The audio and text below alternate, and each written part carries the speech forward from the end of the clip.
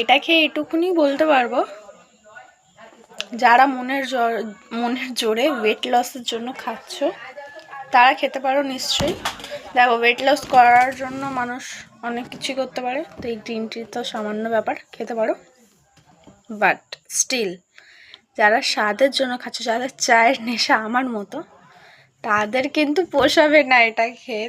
আমাদের ভাই লাল চা খেয়ে পোষায় না, গ্রিন টি খেয়ে কোথায় পোষাবে বলো? তো এটাই বলবো আমি, গ্রিন টি হোক, লিপটন টি, যাই হোক, তো এটাকে আমাদের কিন্তু বেস্ট হচ্ছে দুধ চা। আমরা মোটা হয়ে যাই, আমাদের ওয়েট গেন হয়ে যাক, আমরা কালো হয়ে যাই, বাট আমাদের জন্য বেস্ট হচ্ছে দুধ চা। দুধ চা ছাড়া আমাদের চলবে না। এখন আমি একটা হেলদি কনসিয়াস করছি, আমি এখন গ্রিন টি খাচ্ছি। সন্ধ্যাবেলা আমি ডেফিনেটলি বলছি, আমি দুধ চা না খেয়ে আমি থাকতে পারবো না। তো তাও কিন্তু হ্যাঁ, খেতে এইটা বলবো না যে খুব জঘন্য, খুব বাজে। খেতে ঠিক আছে, খাওয়া যাবে, বিষ নয় কিন্তু অমৃত নয়, খাওয়া যাবে। বাট হ্যাঁ, এটার স্মেল সো গুড। তো চলো, টাটা।